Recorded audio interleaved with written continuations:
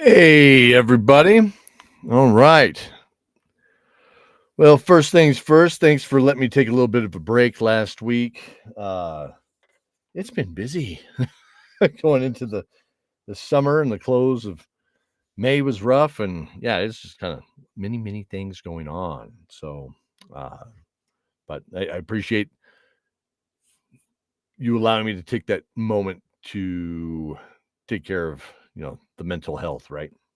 Out of spoons. So I just needed to ensure that I was able to do things. So, all right. Let's see here. So, we're going to get started here in a moment with season 2, episode 4, The Chains of Darkness. All right. So, again, for those of you that are new joining me, I'm doing this usually every week. So, usually every week, going through every episode that we've had going all the way back. I think we're sitting at about 16 hours worth uh, of episodes and material and what have you. So thank you for sticking through this with me. I'm taking notes. That way I can go back and update the wiki, ensuring that I haven't said descriptions wrong. I haven't given somebody the wrong color of eyes, and then later on it changes, and now I need to think of a magical way of how that happened besides contacts, that kind of a thing. So that's what I have going on that side. All right, so I'm going to start off with just a quick hot take because, like I said, it's been busy. Um, and I figured this would be kind of fun to just kind of throw out there in case anybody wants to join in any kind of conversation. But I have learned by being a dungeon master with multiple different kinds of groups, age groups, uh, you know, different, eh, different, diverse groups. And I will say this with young kids that are just first getting into role playing games, and they're digging it, right? And it doesn't matter if it's family friendly or what. It always cracks me up. You'll always have that one kid. There's always one kid that hops in, and here's the red flag. When they say they want to be a dragonborn. So, when a young kid wants to be a dragonborn, I am firmly convinced they are going to be the murder hobo of the group. It's just what's going to happen. They say, "I wanna be a dragonborn," and throughout the entire session, it will be nothing but comic relief and insanity, and that's okay. It's just I'm starting to piece this together the more and more I DM games, and it's great. I love it, but it does crack me up. There's always that kid that's like, "I wanna be a dragonborn, and I'm gonna be silly. I'm gonna do all this stuff," and then when it comes down to reminding them that they don't have dark vision or something like that, they freak out. So, all right. So I thought that was just kind of a funny note to start off, get me into the mode of going through this. Okay. So where we left off, right? So just a quick recap. We had gone through, bring up our map. And so we had gone from Kerr over into First Port throughout the first season itself. They traveled all the way over into the New World, which is this continent here. Inside this is where we led up into the into Darkovnia, where with the Baron, and now we have gone into the Underdark itself. We traversed the stairs, gone into the town. We've met with the stranger. We've now met with the poisoners, and the poisoners have taken us to the prison. Okay. All right. So let's go ahead and hop back to it. Fire this thing up and see where it leads us. I do need to note before we get too far into it. This episode was a special episode where I used all the music in this. It was produced by Fogweaver.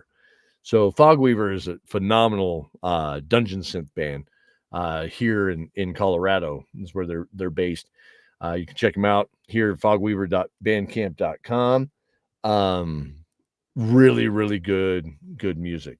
Like most dungeon synth bands, if you're not big into that scene or you don't understand it all, everything's big into like analog, right? And really harken back to those times. In fact, there's a huge subset that their biggest releases are actually cassettes still. So that's what they do. So the band itself, I reached out to them and had them help out with this episode. So they allowed me to use all their music, mainly from Spellwind was the album that I used. So it's not my music, it is all Evergreen or Fogweaver's music. All right. And Fogweaver, the background of them, just to throw that out there, is actually all based around the Earthsea novels by Ursula K. Le Guin. So it's interesting to kind of get into that mode, listen to it, and see where it takes you. So kind of a fun deal. All right. So let's go ahead and I'm going to drop this. Hop back to it. Less talk, more rock. Let's go ahead and get this going.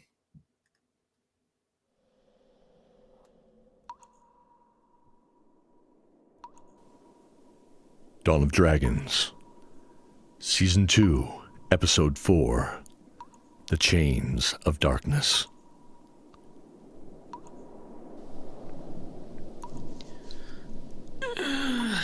Benedict groaned, rolling from his right side to the left, no longer facing the rough and jagged edge of the wall. The wall was smooth like glass, and in parts dangerously so. Scottmere was disturbed how foreign it felt to him, remarking, "It's almost unholy. It's not like any stone I've ever seen." It was opaque, and when light would grace itself in the 20-foot chamber of the cell, it showed blue and gray streaks, from some ancient flame, no doubt. Benedict noted it was like a smelter's slag, the runoff from smelting raw iron ore. He opened his right eye. Even that motion sent waves of pain in his overworked back and legs.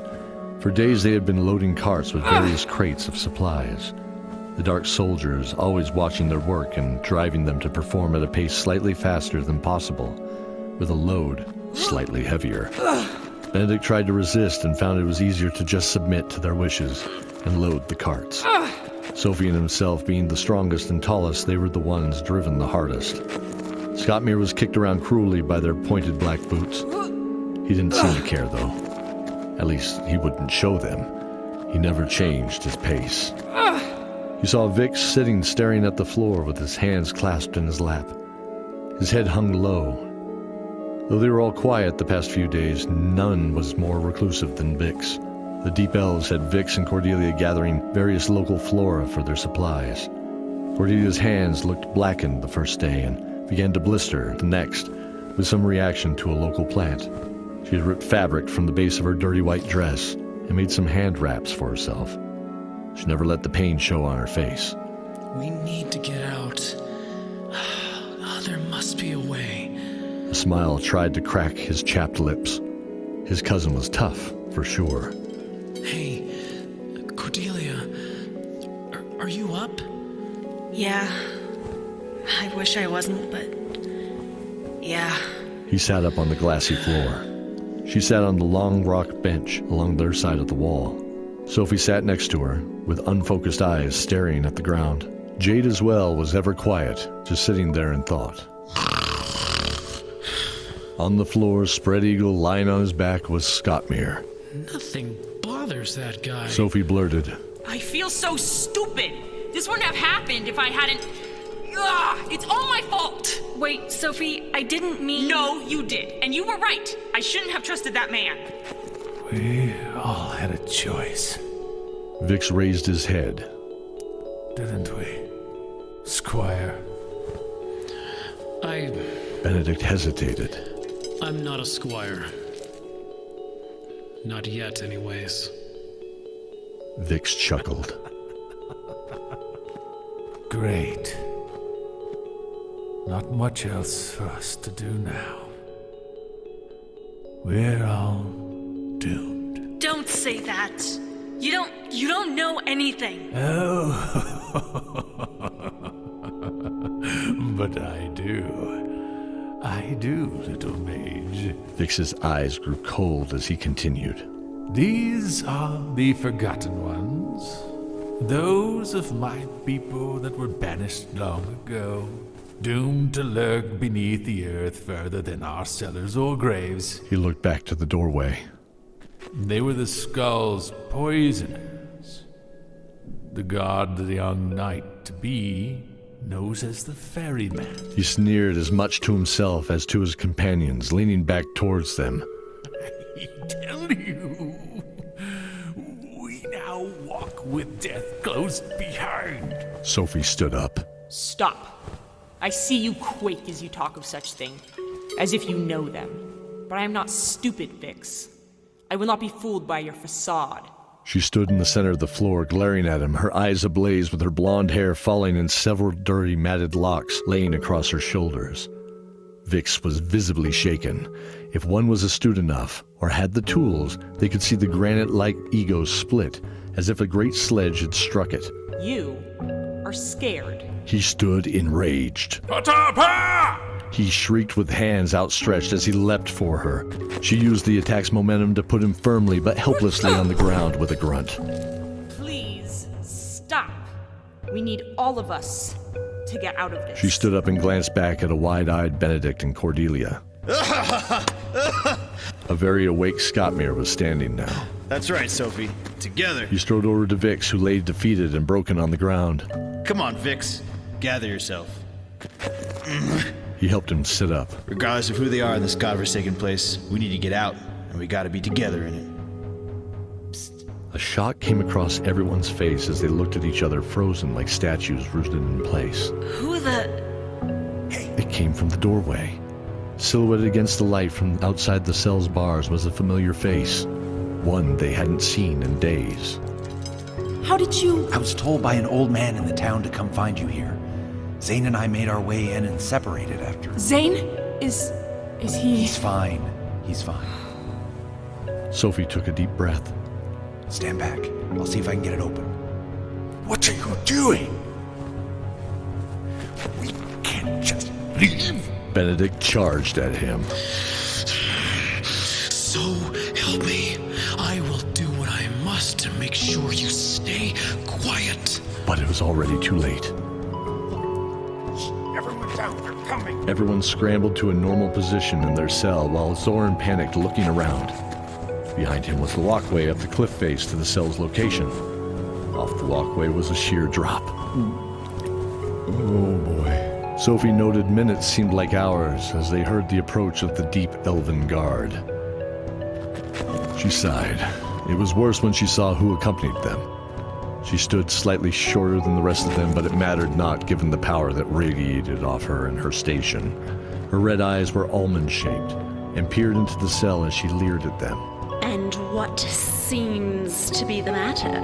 What bothers my dear pets this morning? They all sat silent, staring at the floor. Vic shook his head, freeing himself from the panic.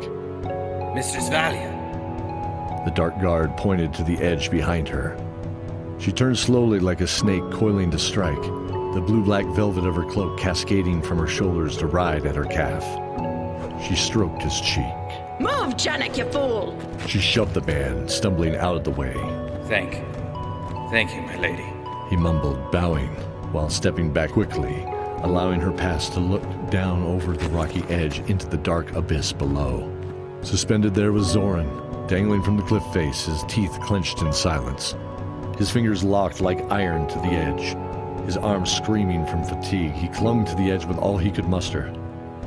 He saw her dark red lips peel back in a sneer across the ashen gray face, revealing a set of perfect ivory teeth. Well, hello. And who might you be? She gently stroked his knuckles with a pointed boot. Oh no. She shifted her weight, slowly crushing his hand. Both holding it in place and disabling him at the same time. I... He suddenly sneered. I'm the prince of the world, you dumb ox. Her eyes flared from the insult as she swung her foot to kick out his grip. Vix mumbled and gently waved the fingers of one hand. Folly's foot suddenly felt heavier than normal, throwing weight off center. She shrieked as she flung herself over the side. Vix smiled, but it vanished quickly.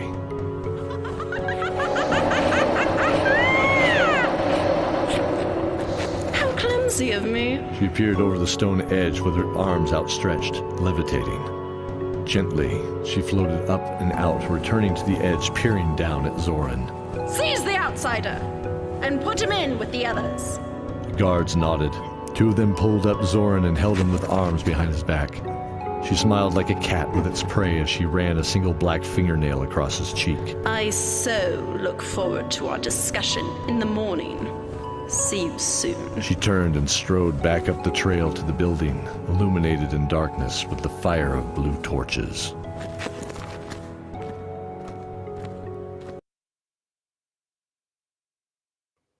Okay, so real brief on that so far.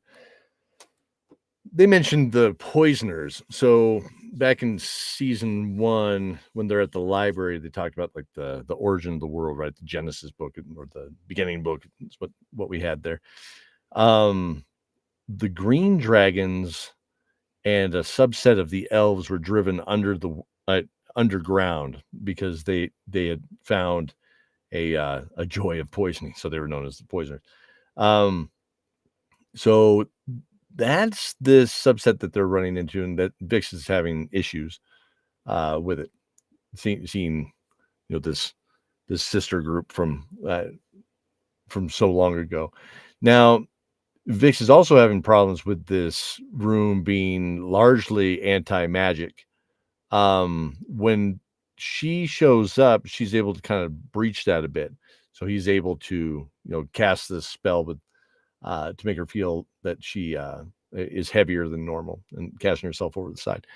Now, there's more going on in that room than is actually being said, and that comes up later in the story. So I don't want to give too much away, but there's more to this, and there's more to Vix's reaction than just having this reaction. Now, granted, at the table, it was an honest it is an honest reaction from the player. So we've talked before about the player behind Vix.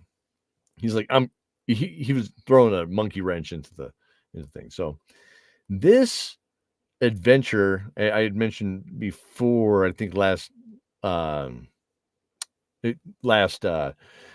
session was Out of the Abyss. I wanted to play Out of the Abyss, and so I brought that in. We played it out of box. Anybody that's played Out of the Abyss, you know that you start off with a ton of NPCs all in a prison, and so that's what this was. When we went through it, it's like I changed so much of it. I was like, you know what, we're just gonna just go all in and change it to what we want. I wanted an underground adventure to tie in the world, because I've always loved, I think I mentioned this before, but I've always loved the Greco-Roman classic thought of the underworld, where it's a tangible place you can go to, right? You can go there. You see that in other myths and legends and religions across the world, where there is that. It's not always you ascend to an afterlife. Sometimes it's there in the ground, and you're going to go down and you're going to find the spirits of people. So I wanted it to be more like that in this world.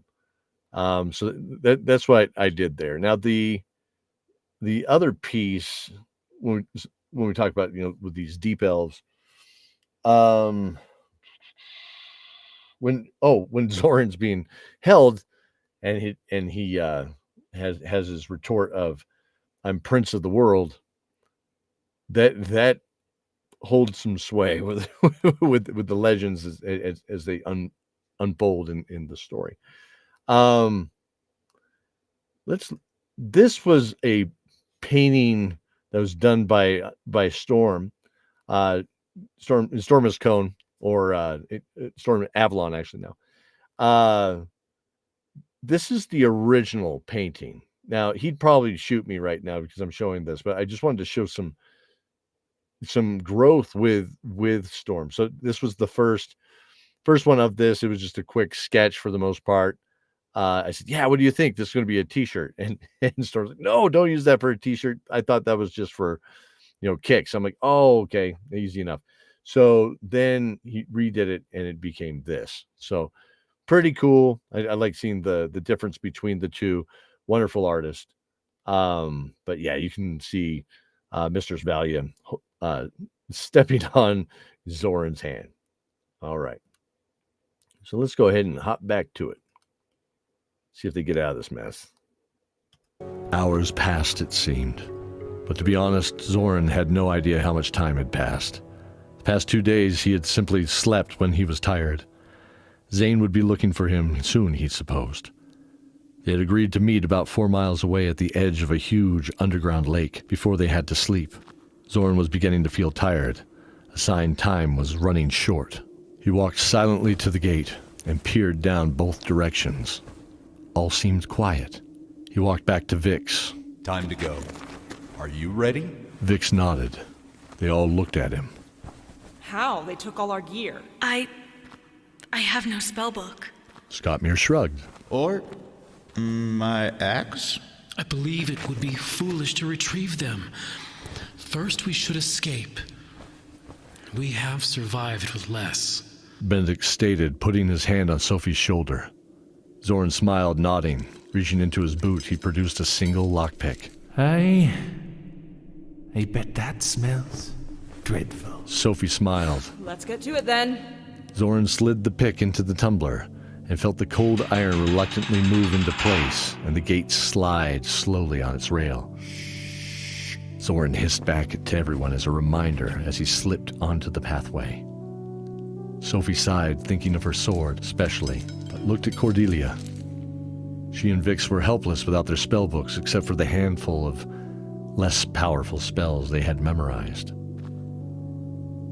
They made their way down the path to a small guardhouse. Zoran motioned for them to stop and lower themselves to the floor a moment. He quietly approached and noticed 2 figures in the darkness playing a familiar game. Axes. Axes again, Hondo. He recognized the voice of the one she called Janik. Yes, another axe. Tell me, Janik, how do you feel about our dear mistress? Why? She's a strong. Yes, she's very strong. And cruel. Indeed. Very cruel, isn't she? He saw the other figure lean in. The way she treats us all. Especially the way she treats you. I suppose. There I lay down the skull. And let's pause a moment. Janik sighed. We won't always have to listen to her gloat, will we? No. I have a feeling we won't. The figure pointed at the table in front of him. Look here. There's something I wish to show you. Janik in turn looked at the table. Zoran froze. The other guard looked directly at him, with 2 icy blue eyes. The ash-colored face nodded at him. Go. Zoran ducked down and waved for everyone to follow him as they crept into the darkness, out of the prison they had known as an unwelcome home these past few days. Dear Janik, do you see now? I understand. Truly I do, but must it be? Must it be you? Yes. As I once told someone very dear to me, all things must end sometime.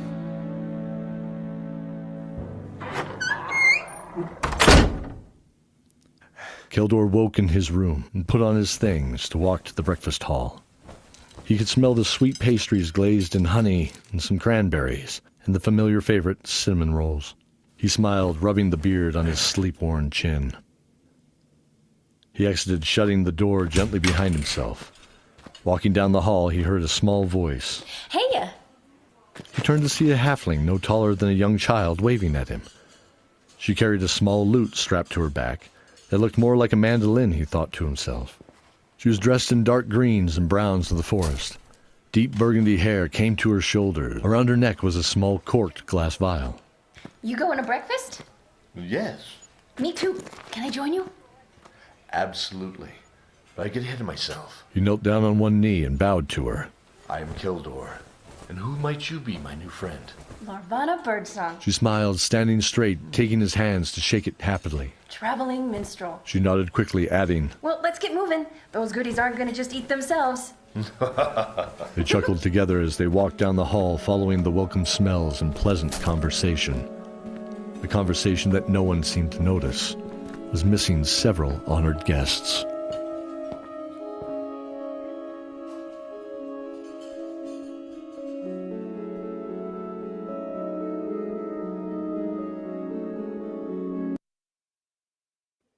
Okay, so let's see, just in that closing piece there, when they escape.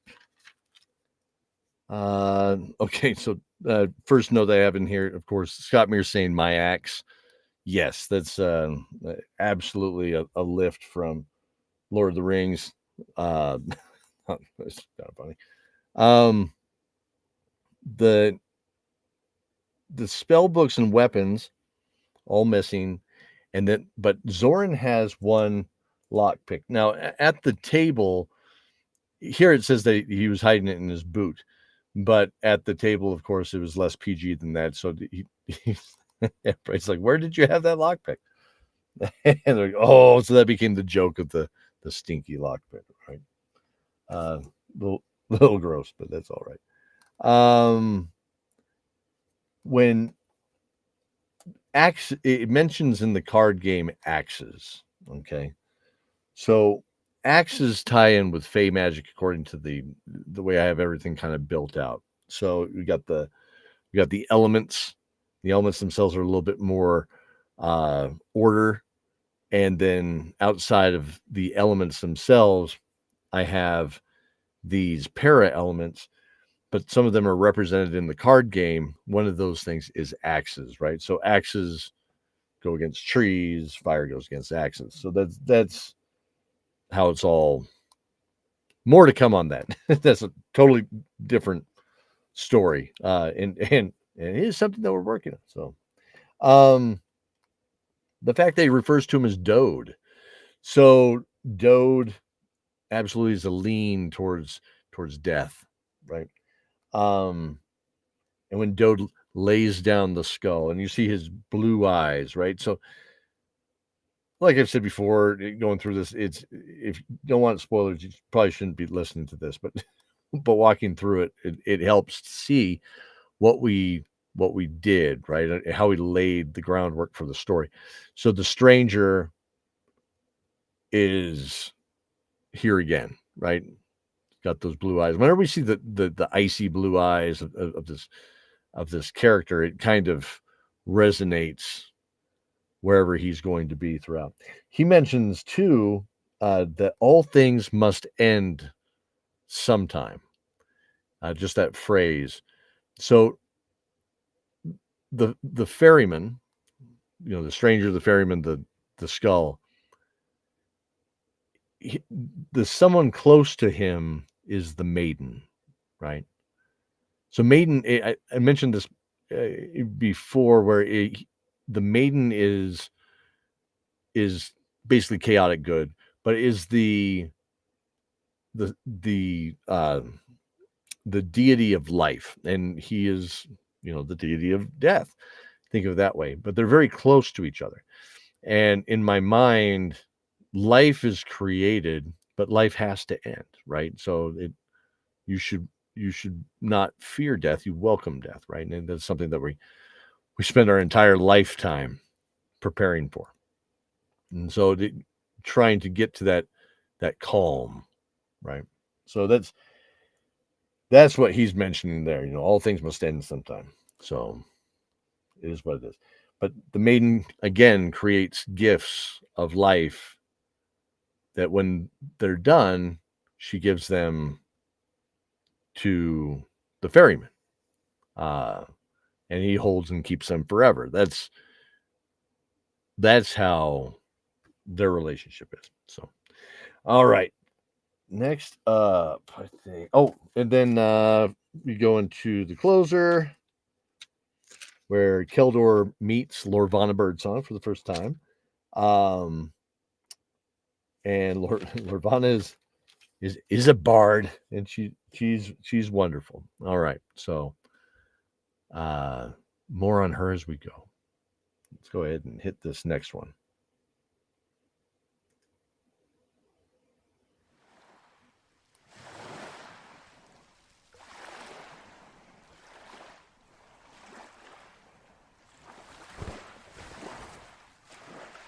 Dawn of Dragons, Season 2, Episode 5, City of the Great Forge.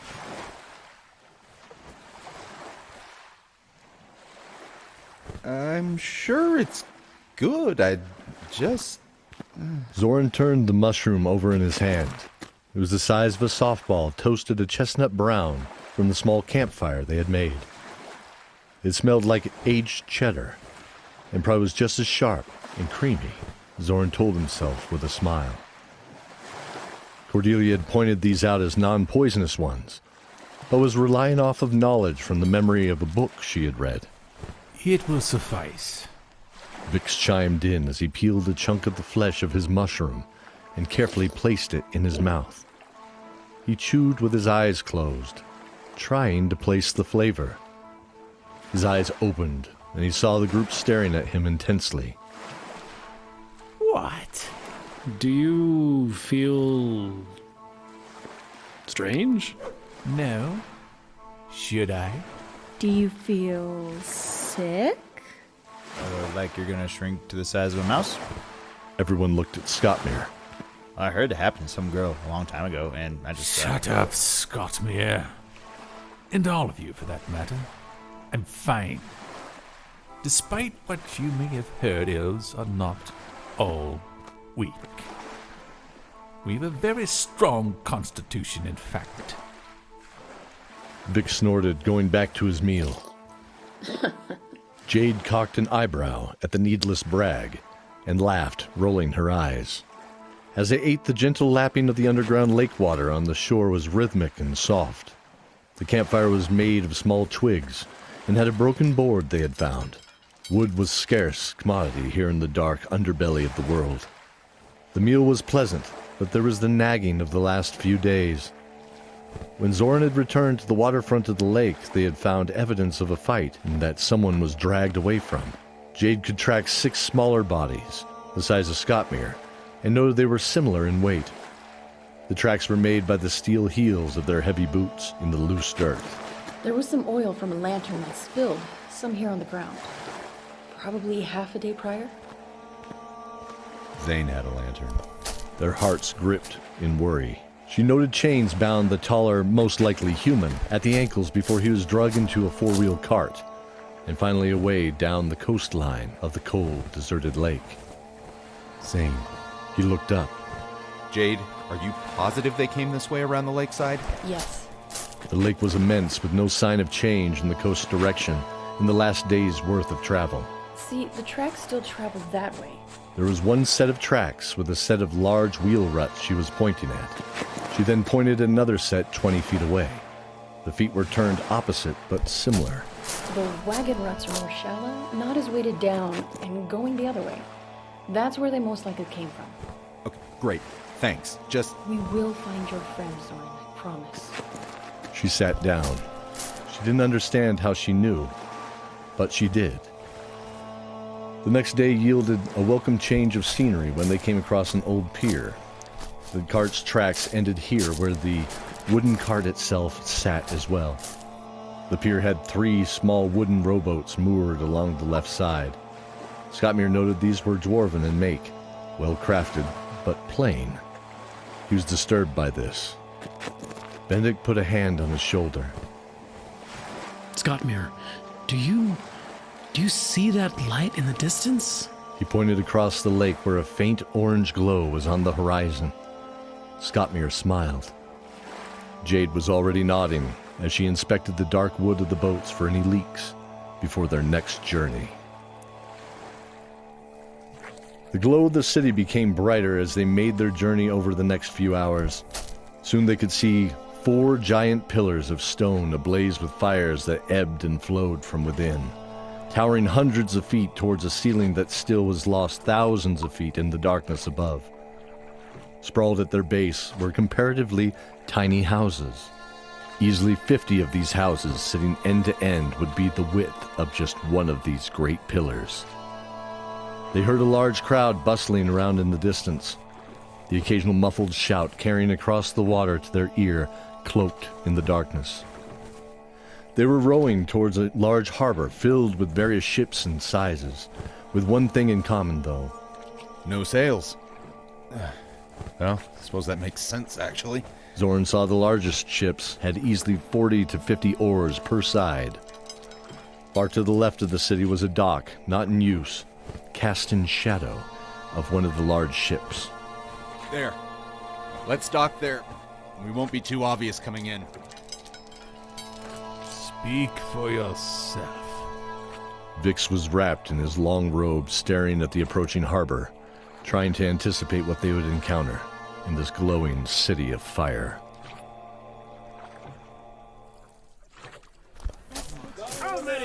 Cordelia grunted as a thick-bodied sailor pushed past. They had soon noticed all different shapes and sizes on inhabitants that were here in this lively port city. I've seen easily 10 or so of these cities on the surface. I never imagined one underground. Scottmere looked curious. All the dwarves were ashen gray with cold, dark eyes. White, wiry beards shot from their chins like the coarse mane of a horse. I've heard of these cousins of mine. That explains it. Explains what?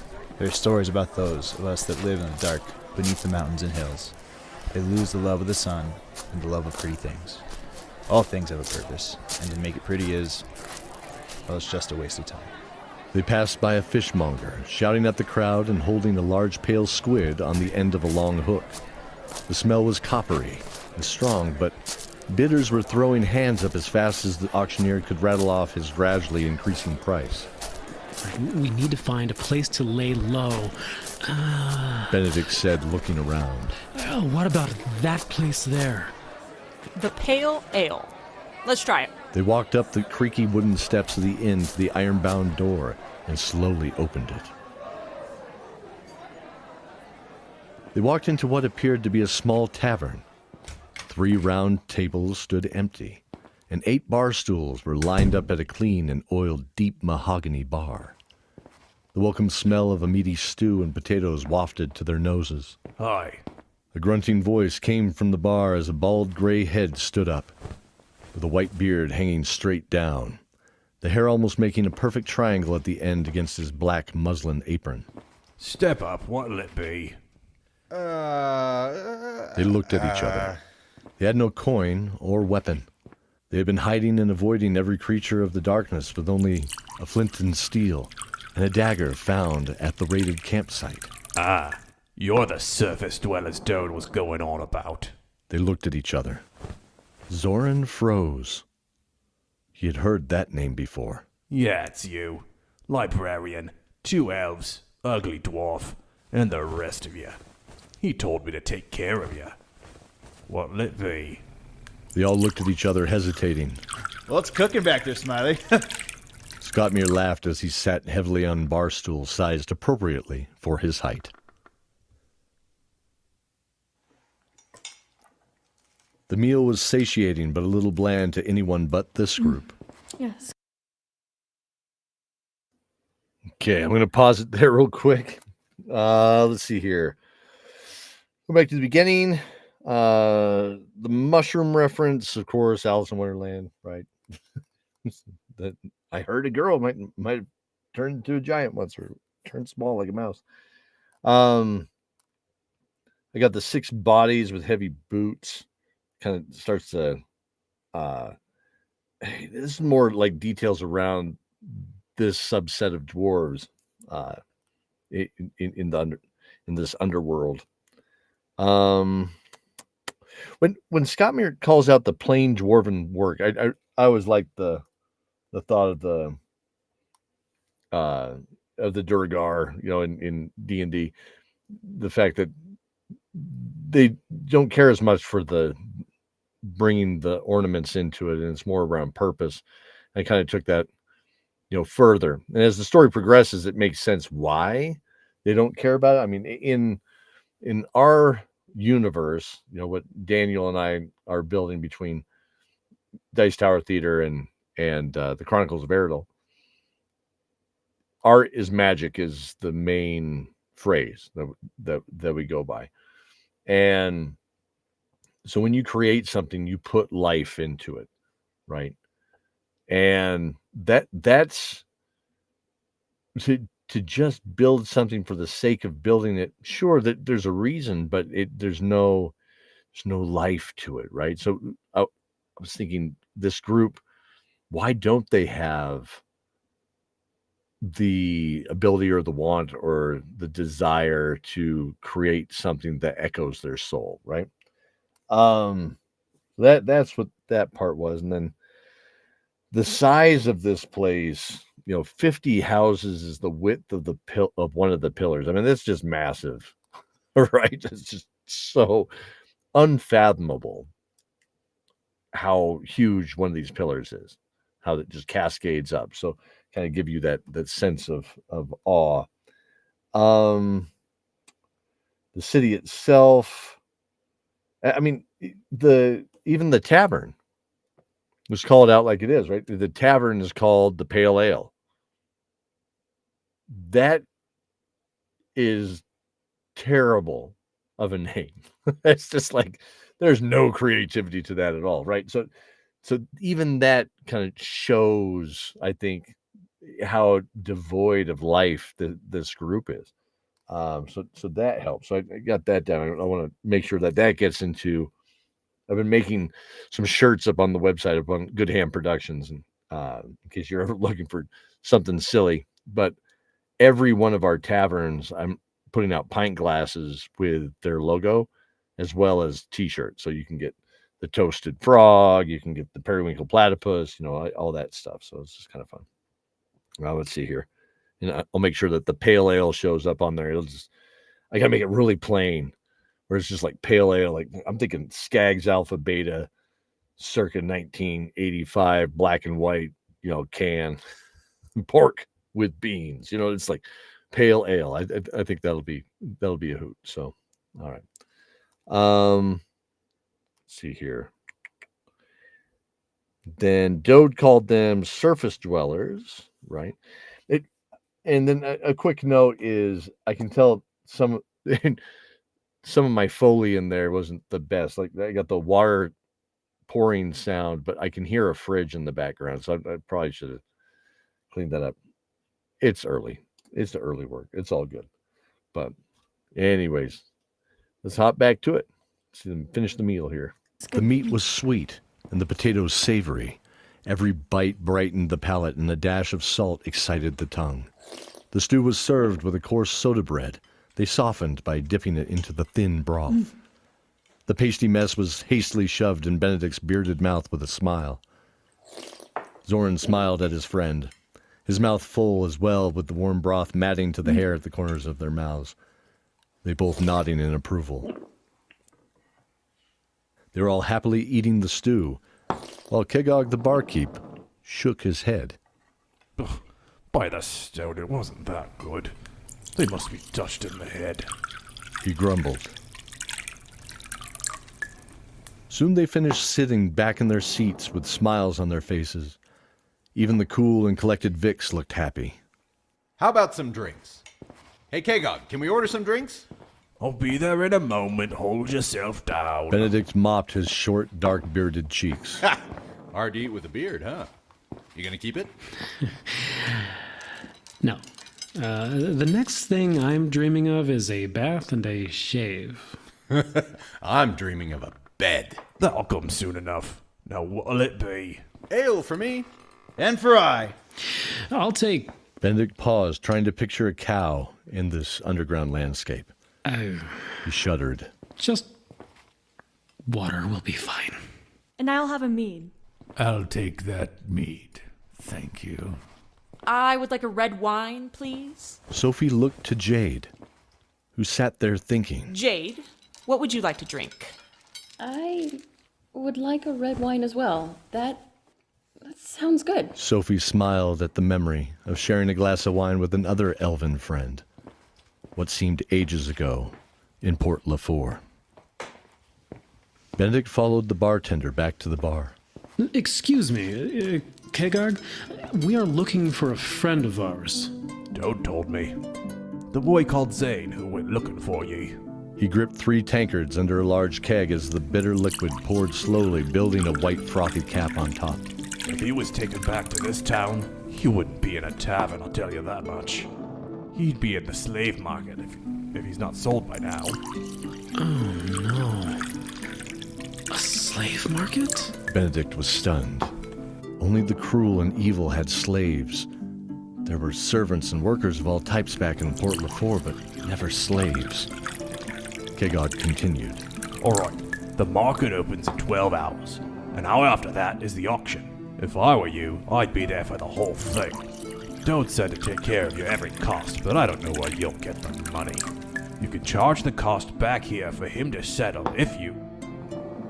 He paused in thought for a moment. Then he shook his head to clear it. What was I? Oh yeah. You were supposed to get this. He set the tin tankards down and reached under the bar, handing Benedict a heavy sack of coins. From Toad. He turned back to his work and mumbled. Just remember, all things must be paid back to him. He always makes sure of it. Oh, this is your room.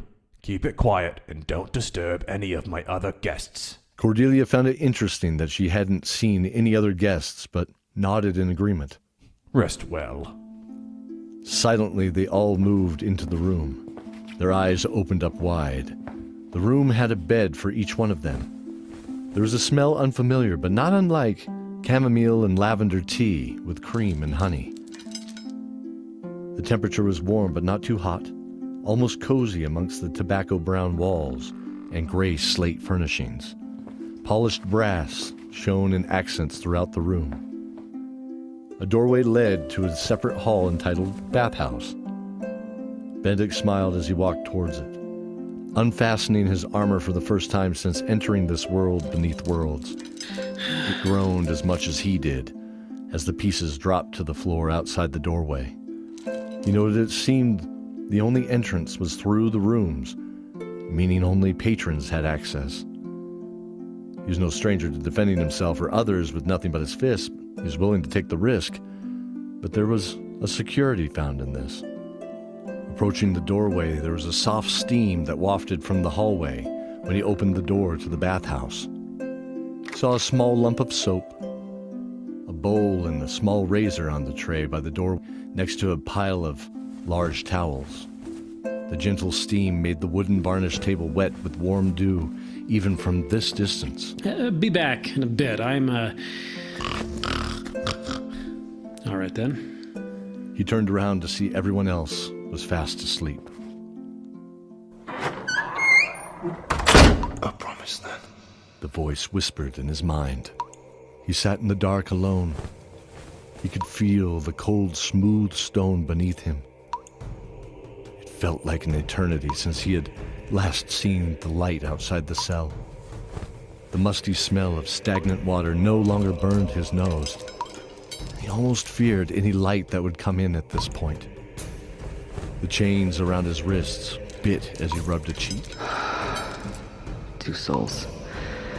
For the price of 1. 2 icy blue eyes seemed to glow in the darkness before him. Yes.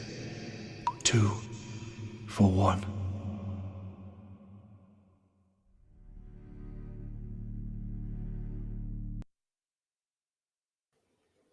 Okay, so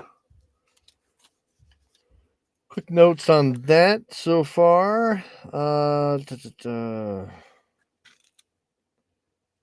back. Mead. Benedict doesn't want to try milk in the Underdark. Don't blame him. Sounds like it could be a bad idea. Kegog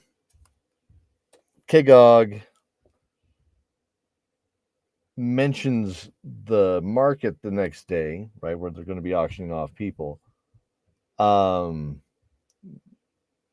horrifying concept for everybody in this party, especially with their friend in it. So we'll see what happens.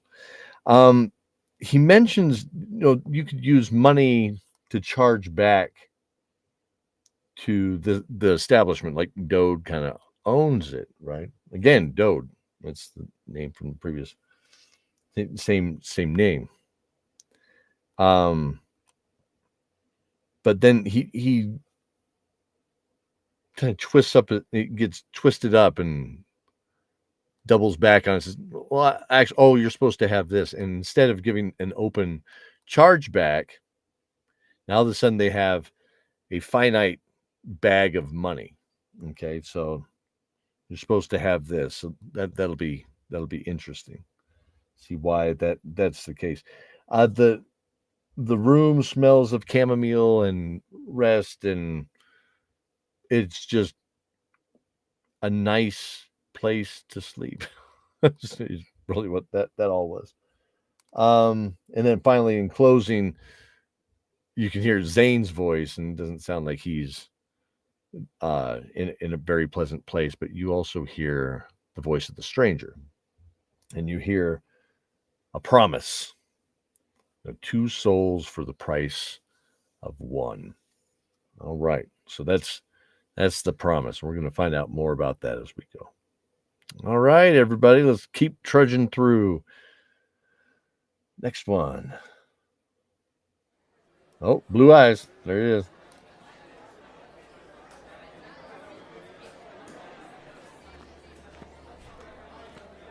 Dawn of Dragons, Season 2, Episode 6, The Prisoner in Ruby.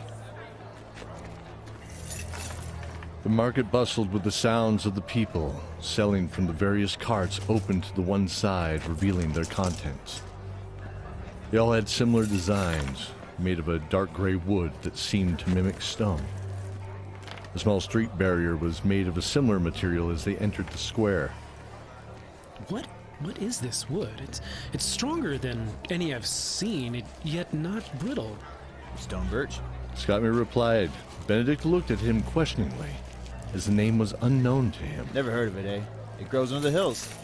See, it has what you would think of as roots, growing into the earth, but it's actually upside down. Its bottom actually looks like a huge boulder on the surface. You would never know it was actually a tree.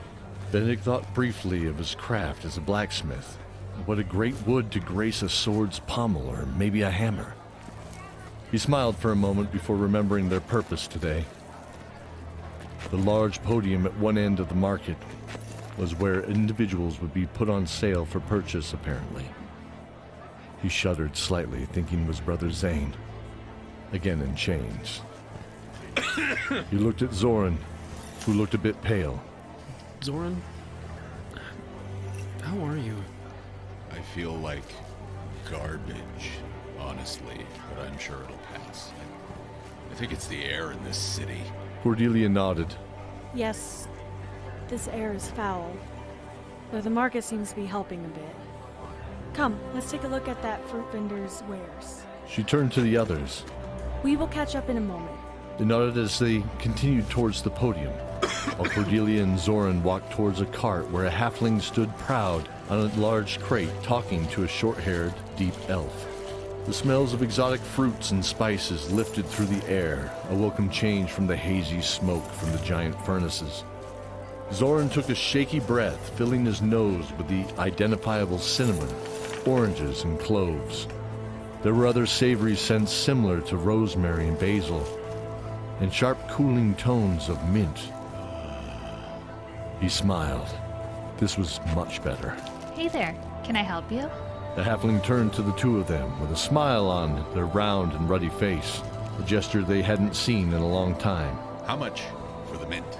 Give me a gold, and you can have it, my friend. They winked at Zoran, looked pleadingly at Cordelia, who smiled and nodded.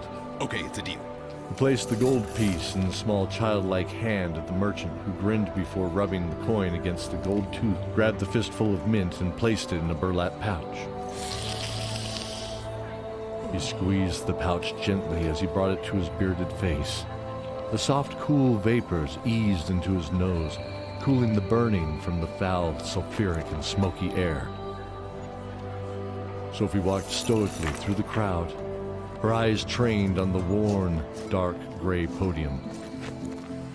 The crowd was gathering at the foot of it. She saw many gray dwarves and dark elves talking amongst themselves and pointing at the stage. Please be here, please. Please don't leave us again. Her heart rate was fast. She hoped upon all hope to see his face again. After all these weeks, her hands were balled into fists. She realized it and quickly wiped her palms together and across her armor on her thighs briefly. Vixen Scottmere looked on as well, but Benedict looked very anxious. The crowd grew louder as the auctioneer walked out, a white, wiry beard laid across the round belly of his armor, and his heavy iron-shanked boots fell heavily on the planks, calling attention from everyone. Zoran walked up to Sophie, leaning in without drawing too much attention. Listen, I'm going over to the other side where they can see me better. If he's there, we don't give up until he's free. Sound good? She smiled. Yes. He turned to walk back into the crowd. Hey, Zoran? Thanks. He smiled back at her and winked, disappearing into a sea of people gathering. She imagined in disgust to purchase the people soon to be displayed like a simple iron kettle or chipped vase. The ashen gray dwarf announcer walked out on the stage. The heavy fall of his boots thundered from the wooden planks. He tugged at his beard before pulling out a scroll and barking at the crowd. Starting off, we have a prisoner who has served his sentence and looking to atone for his wrongdoings with servitude. Servitude brings humility. Humility brings purpose, and purpose is life. The crowd murmured at these last words. Sophie saw the gray dwarves in the crowd nod and beat their chests in agreement. The prisoner was another gray dwarf, standing proud in a muslin tunic, belted with a rope cord at the waist. His red eyes glowed with a fire.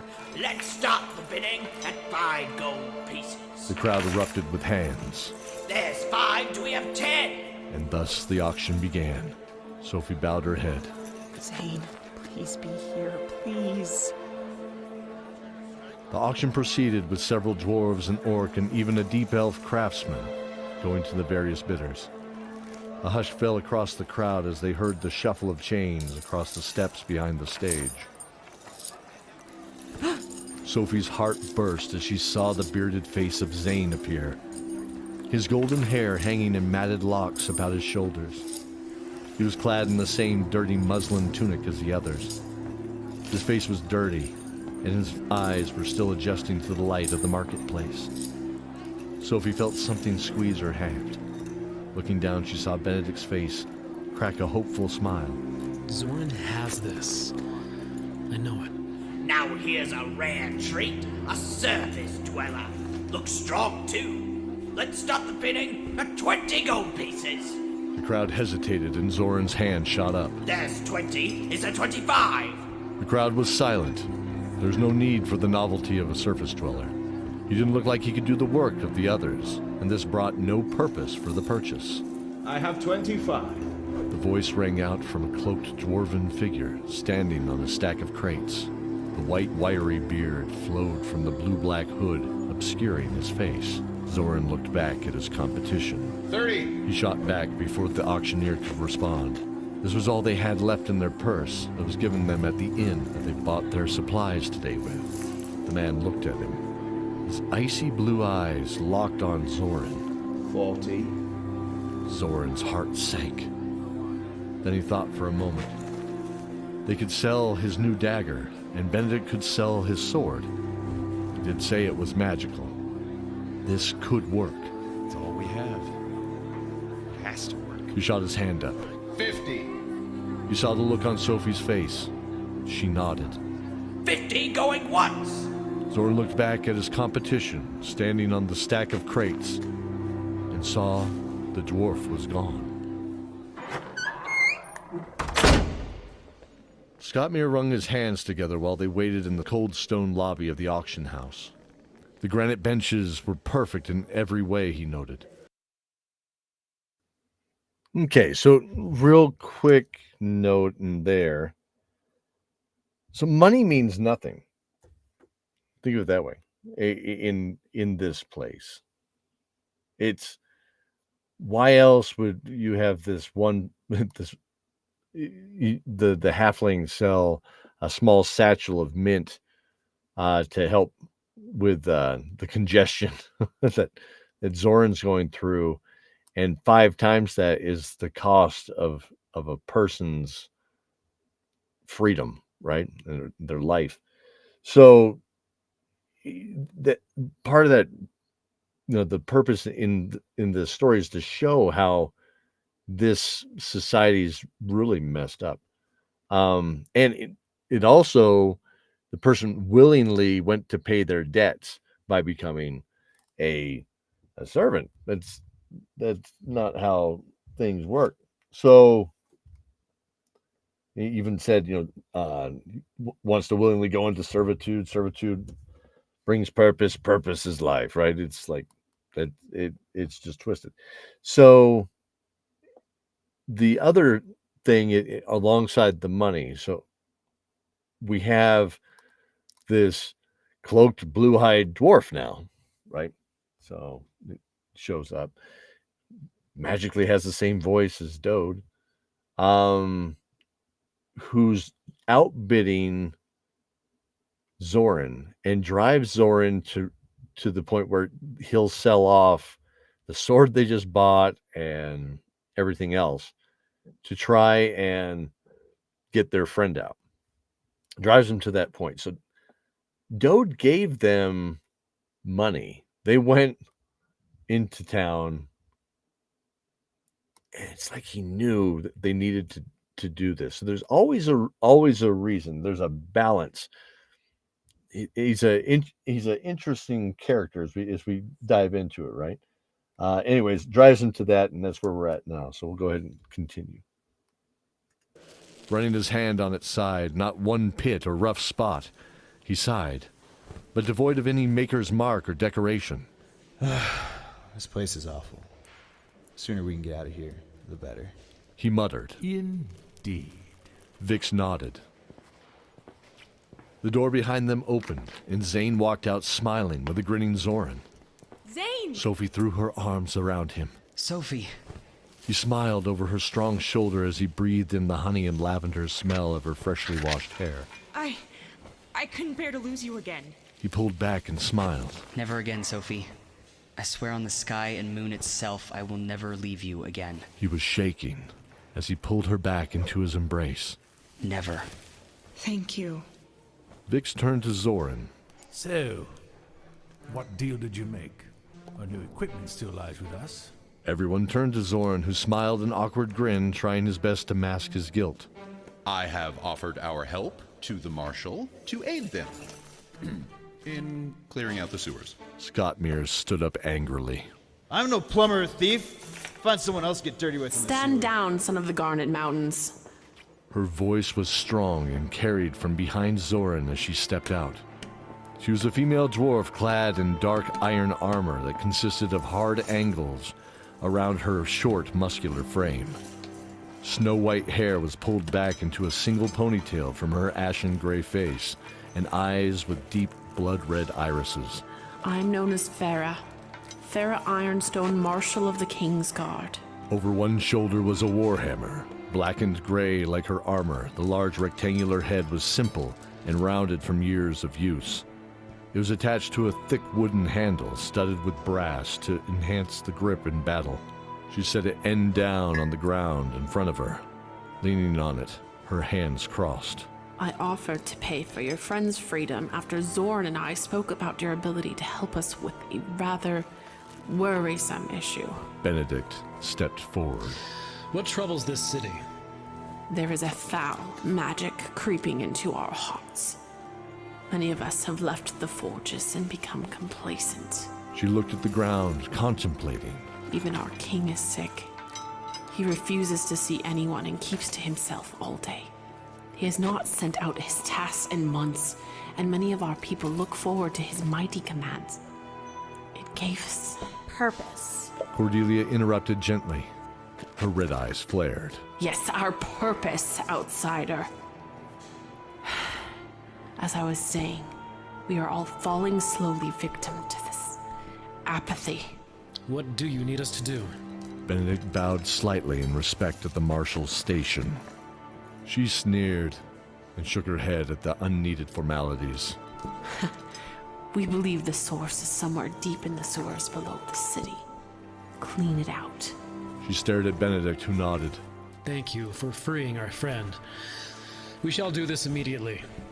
She nodded, and casting a final glance at Scottmere, spun on her heel and walked back into the auction house.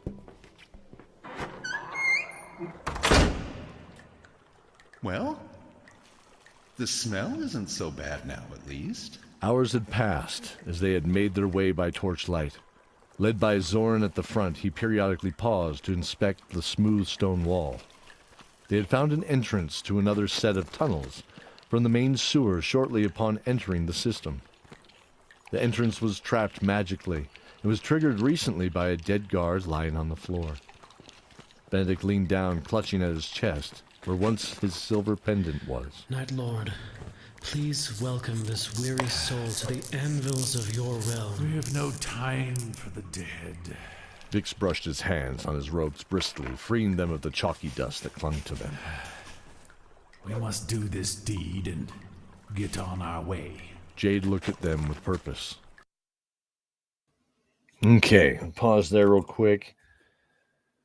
So Zane's promise when he comes back, right? He says that he swears upon the sun and moon, which is, core elements of the magic in our world, right? Is the sun and moon. And fun fact, that's when Fox, who's the voice of Sophie, and Storm, who's the voice of Zane, when they got married, that was kind of their theme. Was they're the sun and the moon, or what have you. I thought that was kind of neat. I just put that together. So if they're watching that, like, ha! Yeah, all right, that's cool. So Farrah Ironstone, wearing the dark iron armor. Of course, those that are caught up with the story know that she shows up again later on. And we find out a little bit more about this area, right? So let's see. Complacency, apathy. It's not a nice place. All right, let's hop back to it. I agree. We must continue. Zoran, let's go. Again, that was hours ago, Zoran noted. Faint voices could be heard down the hall. Also, the faint glow of firelight was becoming more apparent. Hold up. Zoran forced a whisper at the top of his breath to reach everyone. Benedict motioned to stop Cordelia and Jade, both nodding at the rear of the group. There was a charcoal taste in the air, as something was being burned down the hall, but in a well-ventilated room, apparently. It seemed there were multiple voices in the distance, all gravelly male voices. I'll scout ahead. Grand idea. Scottmere shook his head at Vix. Be safe. Don't take too long. Zoran nodded and, handing his torch back to Scottmere, faded into the shadows. Zoran peered around the corner and had to blink several times to adjust to the light of the room. What the? The room was immense, not unlike the inside of a tall chapel. Tall pillars towered into the air, supporting the ceiling hundreds of feet high at 6 points around the room. Where they pressed into the floor with their 15-foot bases showed a 6-pointed star connecting them in the center. The platform raised 8 feet from the ground, surrounded by steps leading up to the backs of 4 chanting gray dwarves dressed in dark robes. He looked back at his friends and motioned for them to come up quickly to his position. He then ducked into the room, sticking to the left wall to work his way around the perimeter for a better view. The stone was smooth, and unlike above, there were carvings in it depicting scenes. He ran his hand along the side of a cow being led by a young maiden to a nearby stream. He shook his head. No time for sightseeing, even if it was being done by his hands. We beseech you, you, the true Queen of the Void, please answer our call and grant us your blessing. Dark Queen, hold this unbeliever in your stony gaze. Zoran snuck closer, bracing behind a pillar. He spied a chest at the top of the stairs he could stay within the shadows of. He made his way crawling up the stairs. Peering around the side of the chest, he could see the five-headed dragon on their robes. He froze. He thought of a night very long ago. Come, child, and let me show you the darkness of my queen.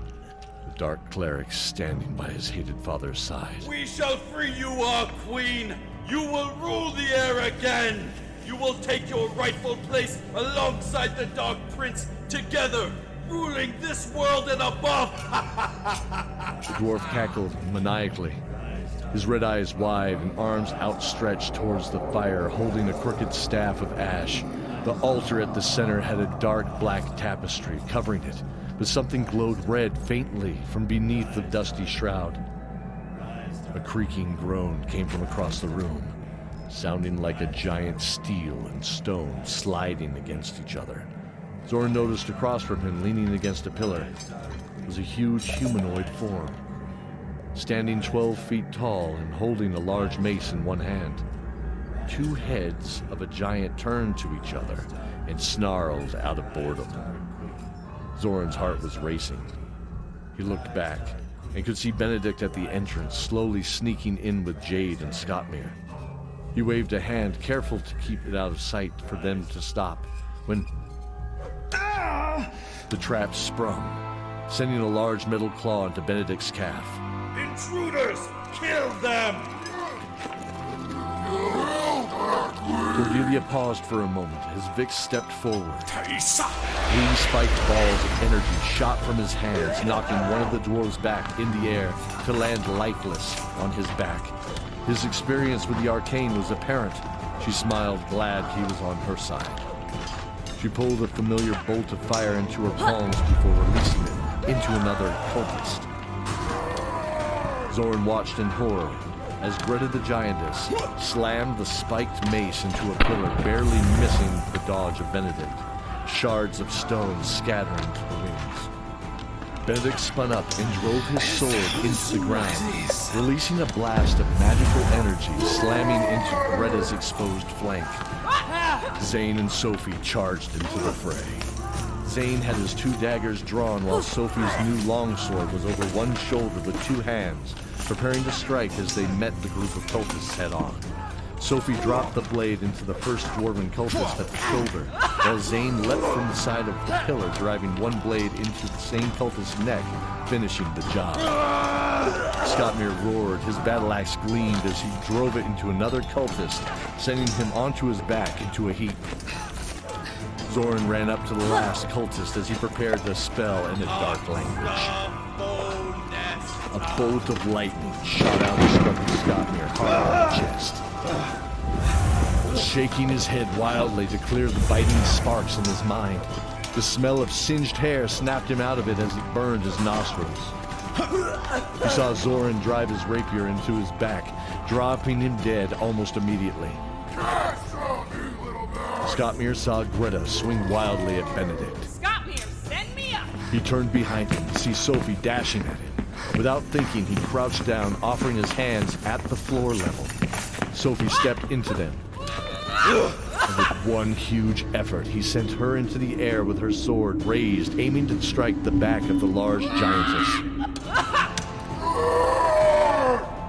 Greta roared as the blade cut deep into her back, passing easily beyond the moldy, loose leather armor. She dropped to the ground, dropping her mace to the floor. Benedict struck with his greatsword one of her heads, rending it silent. Sophie roared as she picked up the huge mace itself with both arms, bringing it down on the other head in one final stroke.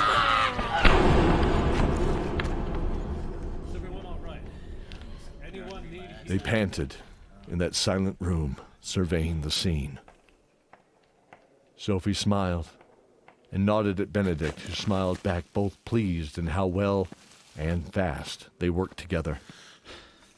Hey, everyone. He was standing next to the altar, but now had drawn the dusty shroud from it. You aren't going to believe this. This revealed that there were bars of cage underneath it, made of solid, glowing ruby. They pulsed with a deep red light, revealing the tall, silver-haired elf sitting inside.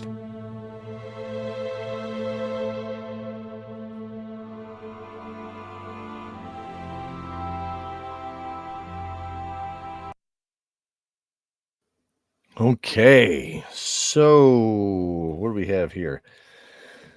So the chanting around a dark queen, so that kind of resonates with when, Lord Pallas and Decion, they're all talking about a dark queen, the rise of the dark queen, and they follow the dark queen or what have you. And this cult is trying to raise the dark queen. The image of leading a cow to a stream that this maiden on an image was doing. It's interesting because I wonder what that is actually calling out to. So I have that written down. I go back and check my notes. So, and it could be just flavor. I could have just made that up. The calling to a dark queen for an unbeliever, and this unbeliever's in this cage. Now, the dark queen will be alongside the dark prince. I think that's important for the story. So there's a dark prince, there's a dark queen. Together they will rule over the world. And let's see here. Yeah. And then I tell that it was mainly cantrips only, as far as the wizards were concerned, because they don't have all their spells yet. And the cage, glowing ruby. So that makes more sense later in the story with this character. Why it would be in ruby entrapped here. Okay. Let's see here. Looking down, I want to just check this. Yes, okay. So I think it's important to note this season we really started to have a lot of good friends join us. And we had a little bit in season 1, but season 2 it started to kind of catch fire a little bit with our friends, and it's fun. We're not a talking head show, so when someone wants to do a spot trade or something like that between shows to so people can become more acquainted with your material, we trade talent, right? That's what we have. So many different shows that we were friends with that would just join up with us and we'd hit it. So a great supporter of us always has been, and she is phenomenal, and her show is phenomenal too. But that's Nikki Richardson. So Nikki Richardson from Top of the Round podcast, can't thank her enough for everything that she's done with us. She's been on here with me streaming periodically. I think we should do that again. If you believe that, shoot me a note. But I think doing the retro day was a blast. So that was Daniel, myself, and Nikki. We'd go to archive.org and just stream us playing some old archaic game. Like we've done King's Quest, we've done Zork, and it's just silly, right? And trying to navigate the old game. So it's just kind of fun. Next up, of course, Phil Usher from the Ithran Dark Saga podcast as a stranger. Can't thank him enough. He's awesome. Love his show, love his content, love everything about what he produces. It's just great. Trevor Roop from Dungeons Deep RPGs, great supporter of ours. Bob Neat Athwal with Drive With Us podcast, another Podicon Go friend of ours. We have Brian Penizola from Soul Bear RPG as the cultist, right, leading everything. Steph Dewey, Montaigne Punk. So Steph is an amazing person, all in all, and is really tough. Is the best way to put it. So many stories of her travels across the world as a fighter and what have you, or as a bodyguard, or as security, think of it that way. Is pretty awesome, and actually lives up in the mountains and as a recluse. But was staying here with us, and I was like, "Would you voice Greta the Etten for me?" It's a big old giant, and she loved it. So we came down here and yelled for an hour and had fun. Of course, Vix with Daniel Nichols, my partner, right? Okay, so now let's see here. Oh, and this season was the first time that we started having patrons. So our patrons started to come in. Can't thank them enough, right? Because that's what helped the production quality go up. You can see early on, like not 1 and 2, because I redid those, but the first season is kind of like it's got a little bit of a garage feel to it. But as we were able to get more funding, more time, more tools, it really helped to bring up the quality. So big thanks to Haley Munoz and Amelia Emberwing were our first two patrons. And then Brave Adventures, started working with Brave Adventures at that time. It's still available, just so you know, but you can go out to Drive-Thru RPG. You can find their printable paper minis is what they do. And so we had worked out a partnership together where they designed paper minis of the characters in the show, right? So we actually have, here's Dabria, here's Cordelia, Zoran, we got Zane over here, we got Benedict with the torch, Scott Muir, Sophie, and Vix with his owl. Kind of a fun deal. It's the closest I'll ever come to having my own, He-Man collection for my show. So it's fun. All right, so let's get back to it here. We're all together, and we're going to jump into this next one. So this next one, just fair warning, it deals with dreams, and some of it can be a bit disturbing. So I know I should have had warnings on some of this stuff leading into it, such as this last one dealing with slavery, and for that I apologize if it's caused any discomfort to anyone. It's an uncomfortable topic. The next one deals with a bit. I'm not a fan of child abuse or anything like that. It alludes to it.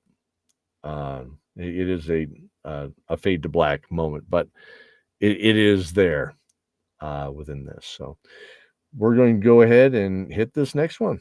Let's go.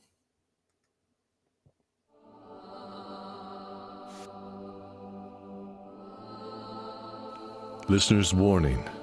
This episode of Dawn of Dragons deals with darker story elements that may be comfortable for some listeners. Listener discretion is advised.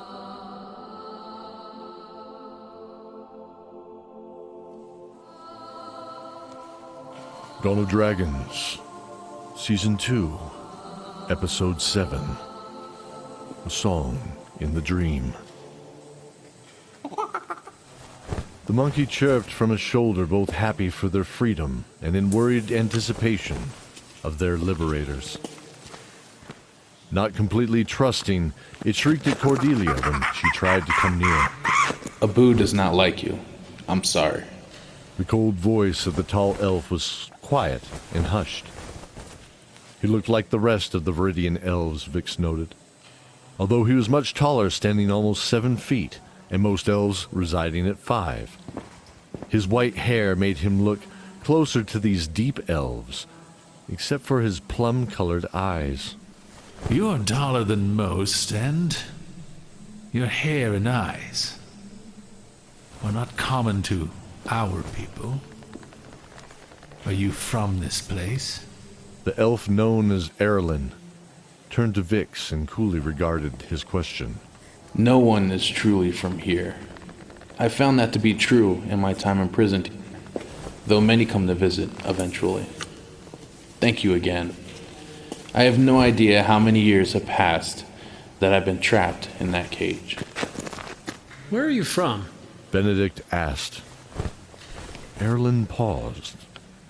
I was a sailor. My ship was the Nautilus. Our beloved Captain Dorito fell to a band of pirates to which I myself was imprisoned. Tortured. He stayed there comfortable in silence, and then looking away to the distant hallways and darkness. Bound and ended up here. I know not much else. Near. I have to just note real quick. Yes, that was Captain Dorito. So another chip. Okay, that we talked about this. All my captains are named after snacks at the table. But the Nautilus, what's interesting, that ship was actually part of our Colorado pirate group, Renfair group. So I lifted that name and threw it in here as a nod to my friends that had run that ship. So there you go. Nearby, Zoran opened the chest he had hid behind. He easily picked the ancient lock, and the large ornate brass clasp creaked from its post, freeing the lid. It was heavy and dense, but free of age and rot, despite the layer of dust. He peered inside. He saw an ornate rapier. Green and purple gems graced the sterling silver guard and scabbard glinting in the light. He smiled as he lifted it out of its resting place. That's a gorgeous weapon, Zoran. It sure is. Zoran stared at Benedict for a moment, wondering where the voice came from. Well, don't be stupid. Tell him thank you, silly. He looked down at the sword. The voice was coming from the sword. He quickly looked at Benedict. Yes. It is. Isn't it? Yeah. Well, it suits you. See? We were meant to be together. Your friend even thinks so. Did you hear that? Hear what? Zoran raised an eyebrow, testing the waters of the conversation. A voice? Just us. He can't hear me, silly. You sure you are okay? Benedict approached his friend cautiously. Maybe the air is getting to you. I could... I'm fine. Benedict paused, his eyes raised in mock surprise at his friend's outburst. Oh boy. Zane smiled, finding humor in the situation. Thank you. I'm fine. Just a bit weary. Thanks. He stumbled off to sit on the steps with his new blade. Benedict shook his head with a chuckle. Okay, old friend. It's okay. Scottmere sat at Okay, so start with Erlen, the 7-foot tall elf here. So I got plum eyes, 7-foot tall, white hair. Abu the monkey. So let's talk about Abu. So obviously, Jordan, who's the player behind and the voice behind Erlen, he was playing a ranger, and what makes him so funny that he's like, well, it says that I want to have a pet monkey. I was like, okay. So throughout the course of our adventures, like the monkey died at one point, and then he got another one. It was Abu too, and he had another monkey. But I think this is the only time that we talk about the monkey. So monkey kind of fades off into he'd be behind the veil in the story because he just it threw things off. But I did want to have a nod to him here that we had Abu. Let's see here. What else did I have?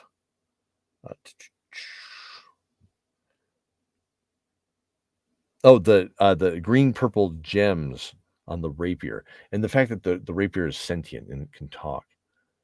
That's very important. That's very important. So it's a sword, not just a rapier, but it's a sword, and this sword is it has a spirit to it. And so spirits and weapons in our world really mean something. Like it's you don't just make a sword and it goes, yeah, I can talk. There's a lot of magic, a lot of powerful magic, and it stretches the bounds of what's really allowable in the fabric, in the weave of magic. So that's what we have on that. So all right, let's go ahead and jump into these dreams here. Well, Scott Mears taking a nap at his bedside, thinking, looking out the window at the large underground city. The flames rumbled periodically from towering furnaces, sending plumes of fire and smoke rolling into the air. He thought of the marshal's face when they told her they had completed the journey and what they had found. She looked very disturbed by the news, though her voice carried the same stone-born strength he had come to expect of her. All of you get some rest. We'll meet here in the morning to discuss our king. She turned away from them, he noted. It seemed she had brushed a cheek. I fear this has had no effect on his condition. He yawned, noticing the rest of his friends were asleep, and flopping back onto the bed, he closed his eyes. Scott Mears saw his father in front of the great forge hammer of their people. To his right was Thought-Mir, his brother. They were identical save for Thought-Mir's dark blue armor and dirty blonde beard he wore in a single, well-kept braid. Scott Mears never liked the feel of their traditional armor. Too restrictive. He was known as a boar's head fighter, a berserker who did better without being trapped in armor and was known for their ferocity, the ferocity of the wild boar in battle. They were also outcasts in polite dwarven society. He shouldn't be in this room. Thought-Mir? My brother, why are you here? Thought-Mir's eyes studied him uncomfortably. You left us. Now why do you return? Before Scott Mears could reply, Thought-Mir raised a hand to silence him. It matters not, for... He looked away and back at their father on the huge podium. For we need you not. Their father stood with his back turned to them. His long white beard, braided in the center, pulled neatly from the golden crown on his head. He set the jeweled hammer down on the anvil and turned to them. Yes, Scott Mears. Do you know why you are here? Father, no, You are here because you need to collect and bring back the last of the 6 winds, and an artifact that has been forgotten in time. You have found one of these.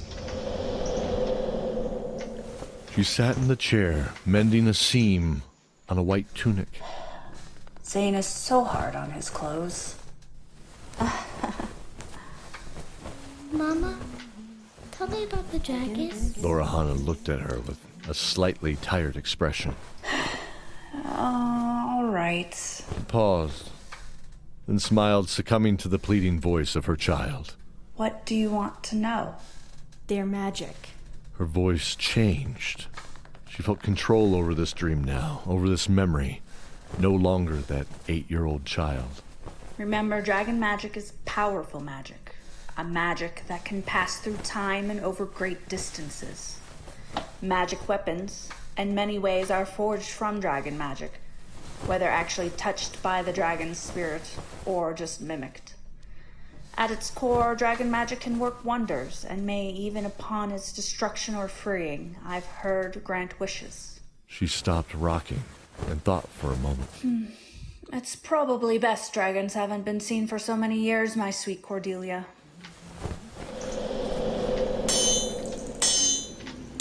He could smell the hot coals before he felt its warm, familiar heat. His hand was resting on a rough oak table where a 4-inch red-eyed dragon turtle carved of pure mithril silver sat.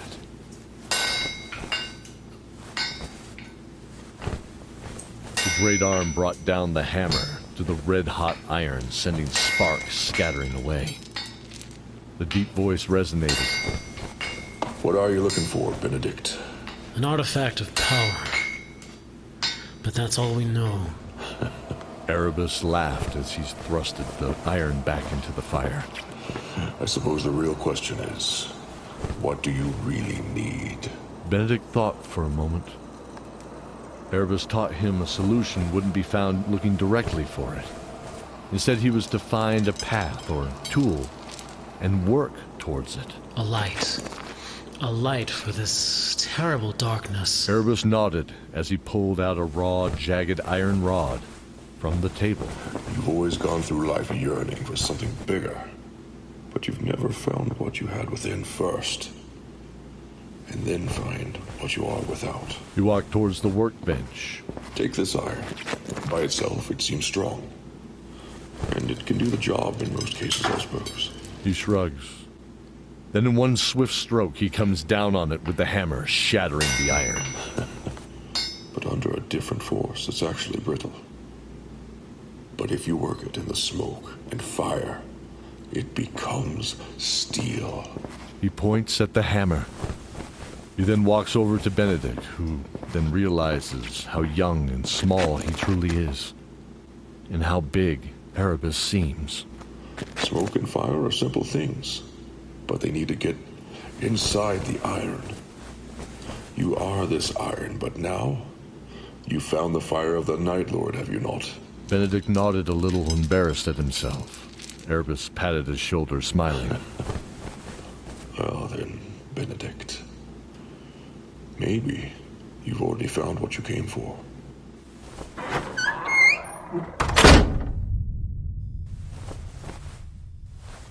In the morning, the group all had been sharing the majority of these stories with each other. Okay, so in Scottmir's dream,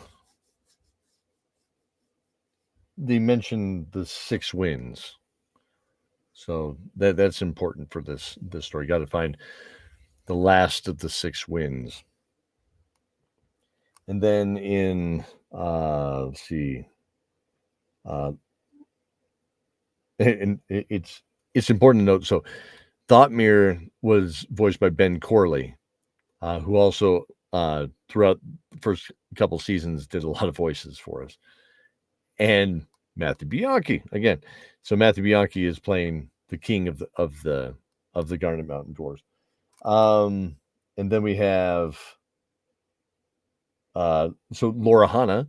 So Laura Hanna is voiced by Laura Jerdak, and again, you know, just like in the prequel or in the prologue. Sorry.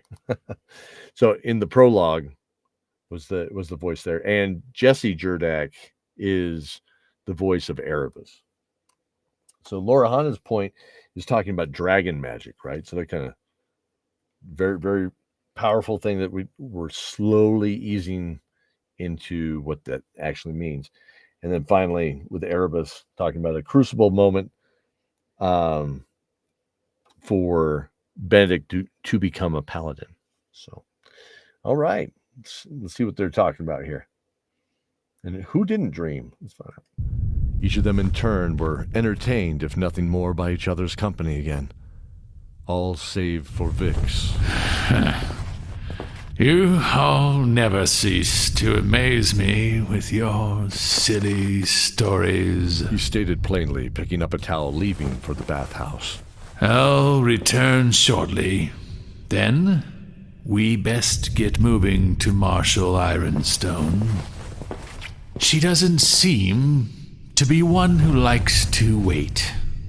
The group sat there in silence for a moment, thinking of his parting words. I dreamt of my family too, though not as pleasant. Zoran sighed, knowing he couldn't keep it from them any longer. I saw a boy about 10 years old sneaking in a room he should not be in. It was a room of oddities surrounding a desk. Brains in jars, small, hideous creatures in jars with labels and unpronounceable names. It was me, but as if I was out of my body. On the central oak table, there's a basketball-shaped object covered with an embroidered cloth. The object seemed to slightly pulse in size as I approached it.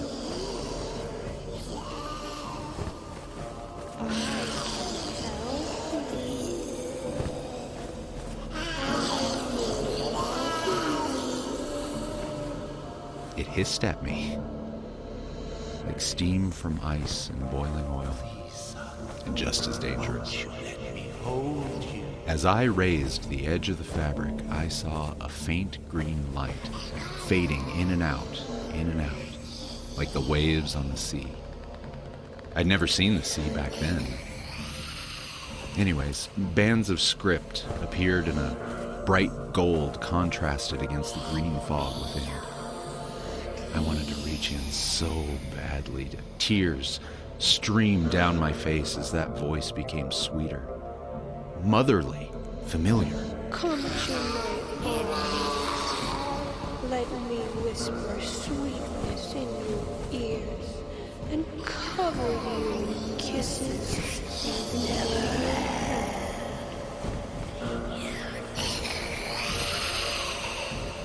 Please, won't you let me hold you?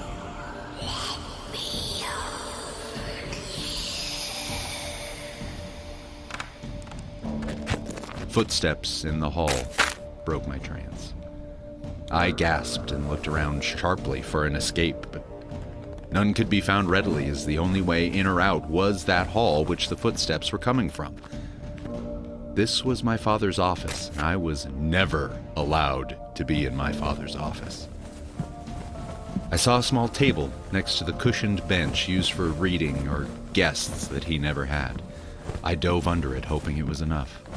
With this, I can control dragons for you as you do, my love.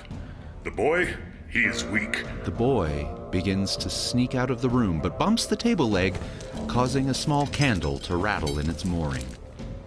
The giant man turns around, and as he spins, he notices the boy under the table. With a mighty arm, he flips the table up and out of the way, exposing him to the wrath of the much larger man. You! What have I told you about being in my study? Hey there. A call is heard from outside. Can Zoran come out and play? Go away, Zane! He booms towards the front door. Zoran can't play today! Then slowly, with a maniacal grin towards the boy, who knows if he even whimpers, he will just get more of the same, if not worse.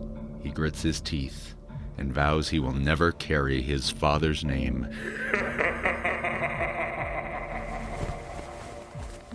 And all fades to black. Zane was staring at his friend. I remember that day. I'm sorry. He wrapped his arms around him. I'm not. He'll be the sorry one. Zoran brushed his eye briefly and looked at his best friend. Thanks, buddy. His eyes were gentle and calm as usual. Did you dream of anything? Nah, I was out. What about you, Jade? Jade thought for a moment, while restringing her bow by the window. Yes, I had a dream. She thought, gazing outside across the dark water. But I assure you it was of no importance. Okay, so let's see here. The so this final dream, right? He sees this basketball size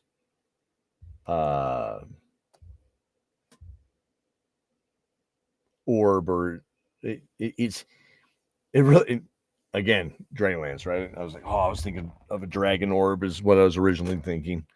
But as it started to unfold with us, they became something different, right? So this is one of the one of the I almost said it there.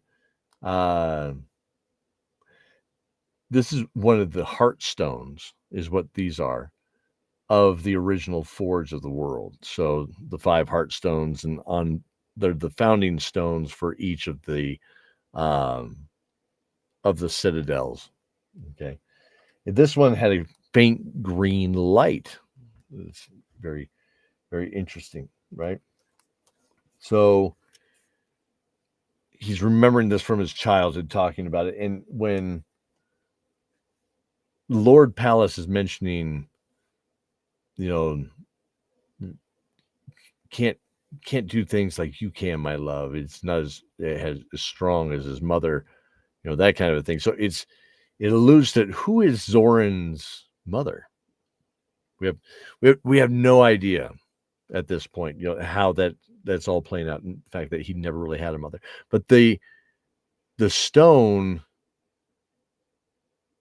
is talking to him, and the stone is saying things that are very motherly, and even he's repeating it back, right? The voices aren't just him, it's that snake voice, it's the female, the woman's voice within, it's his own voice saying, I can love you, I can show you things that you never had, I can hold you, that kind of a thing. So it's it's hard for him. Zane remembers it, but Zane didn't have a dream. It's good to know. Yeah, he didn't have a dream. It's Zane's starting to, as the story progresses, we find out why, right? That how tied he is to this world. But that's what that is. And then finally, we have the that Jade said that she had a dream. So we're going to finish this, and then this will probably be the end for tonight. But I want to play the end because it's important with Jade. It was of another time, another life. Cordelia raised an eyebrow, but quickly smiled. Well, let's get moving. The marshal's waiting for us. As they all gathered their things, Jade remembered more of her dream. A dream of dear friends from a long time ago. They're all poised on a ridge, astride 6 war horses, overlooking a huge barbarian army in the green valley below. Their shouts and jeers are muffled at this distance by the gentle breeze. It was spring, she remembers. She sees the village in flames behind the raiders, her keen nose filling with the iron and smoke of the slaughter below. She notices the raven-haired mage at her right turn away as they see a few knights' bodies are being paraded around by them. They're celebrating the slaughter they all came to atone for. Is it just us then? A knight states plainly, turning her head to the black-haired leader. Her dirty blonde hair hung gently to the shoulder, cut in a short style to ensure mobility in the heavy plate encasing her torso, a style all but Jade and the mage were wearing. The knight carried a polearm with a swooping blade on one end. It was a glaive, Jade remembered. Couldn't remember her name, or any of their names for that matter. Just that this was her tribe. Her family. Next to the mage, a tall, honey-haired man drew his long sword. Sword that looked like the emblem of the crown and sword they were all wearing on their tunics. On her left, the short hickory-colored hair of another man blew gently as he prayed. Her heart leapt slightly when his blue eyes fell on her and smiled.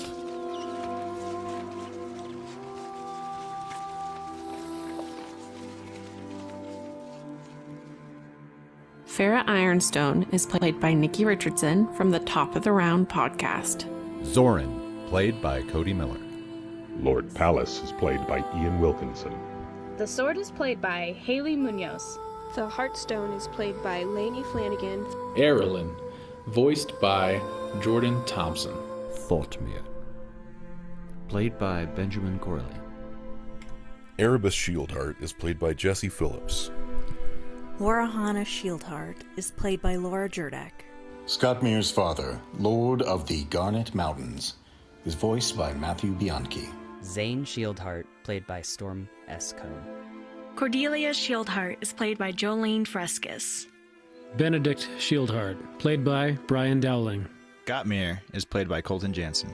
Jade is voiced by Cara Danvers. This is Vix, the Chaotic You Sniveling Fools, voiced by Daniel Nichols of the Happy Go Lucky podcast. And I am Mike Ashley, your narrator. Please support our magnificent. All right. So, yeah, it turns out that Jade did have a dream, right? So, had a dream about old friends looking at a battlefield. And of course, we'll find out more about that hopefully next week, if I remember right. So, again, I appreciate everybody being here. Reach out if you have any questions anytime. What I want to state here. So you can reach out to me, of course, at dm@dicetowertheater.com. Shoot me an email if you have any questions, concerns. I say that you can tell I work at service desk. I'm going to. I won't say that. I won't. Don't bring concerns to me. No, I'm kidding. If there actually is a concern, I hope there's not. But yes, let me know what you think.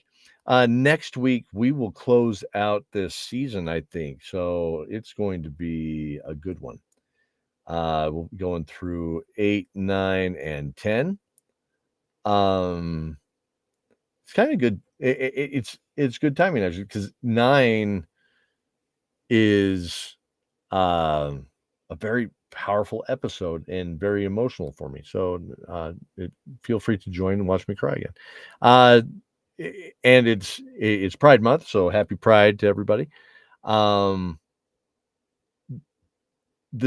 excited to share the rest of this story with you guys. So definitely join me next week. Same time. Keep an eye out on socials. I may change the time, move it back a little bit so that way more people can join.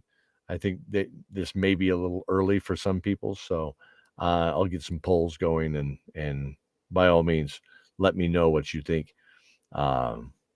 Shoot me a note and what have you. So otherwise, I thank you all. I'm looking forward to seeing you next week. I'm gonna end this. You can tell I'm getting kind of rummy. I got 1,000 things in my head. I need to go write this all down now that I have everything collected. Again, thanks for keeping me open and honest and talking about the show. It's helping me to remember all the things that we went through. And it was a lot of fun. Before I go, I can show you, this is an image of Keldor and Shay walking in the garden at the beginning of this season, also done by Storm. I always love that picture. And then finally, we do have, there's Zane and Sophie. So, yes, very, very, very cool. All right, everybody, have a wonderful evening, and I'll talk to you soon.